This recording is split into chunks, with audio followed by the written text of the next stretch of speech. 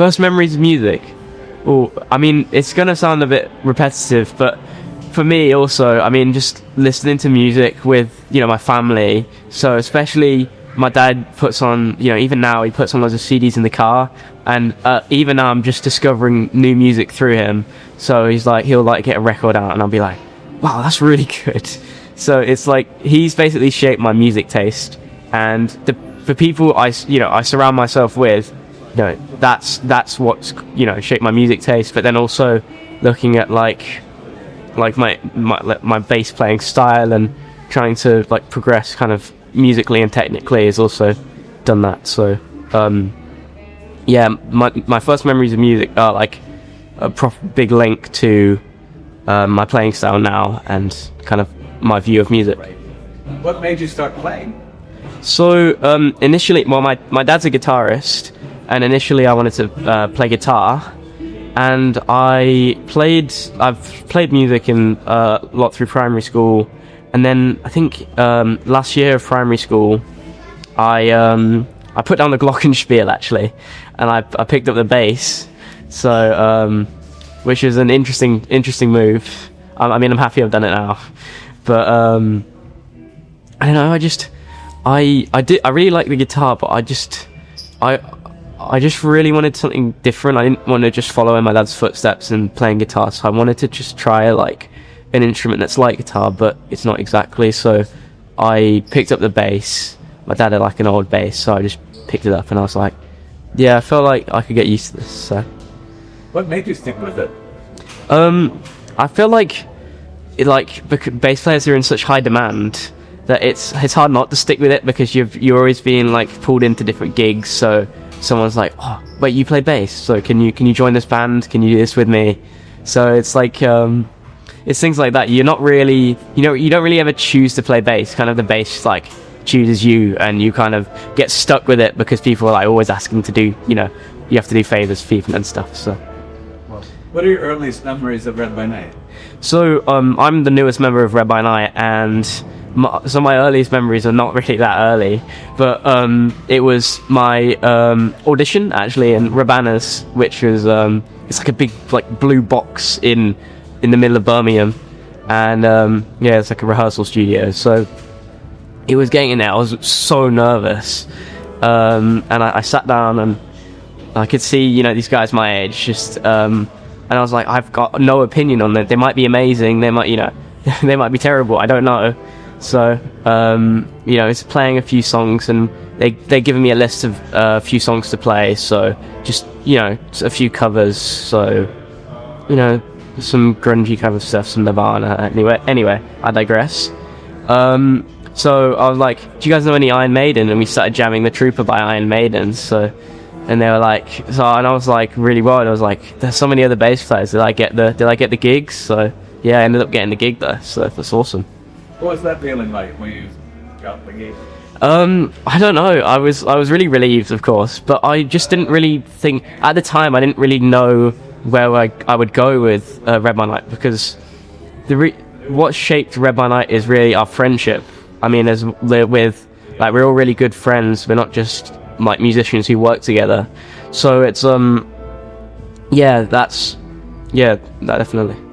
Now, beyond music, what interests you?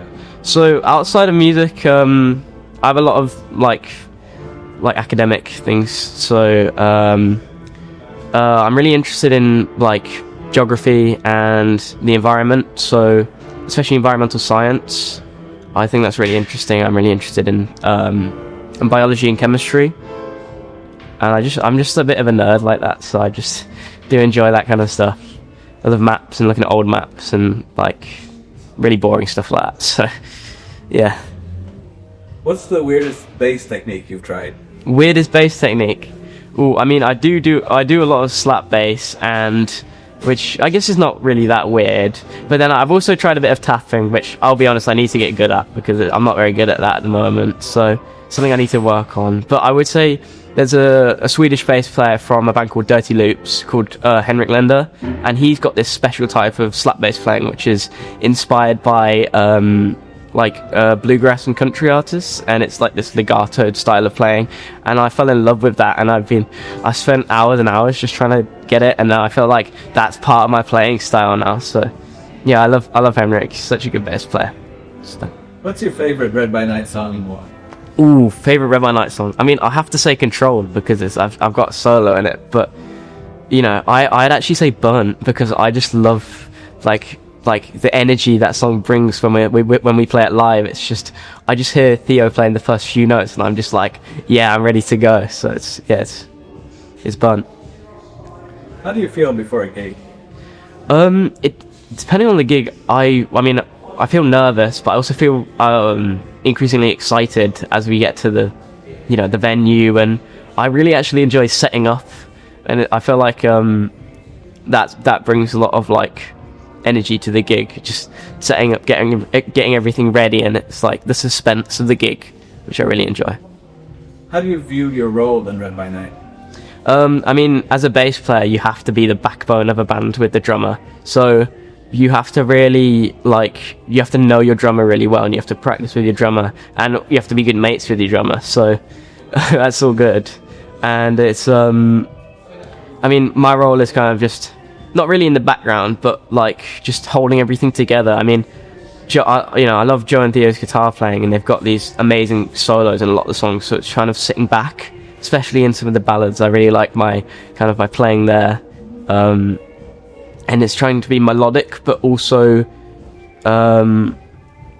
it's about being a melodic bass player, just not just playing, the same note, same notes, it's kind of varying it up, but also not being too busy to leave the rest of the song to the other members of the band. So.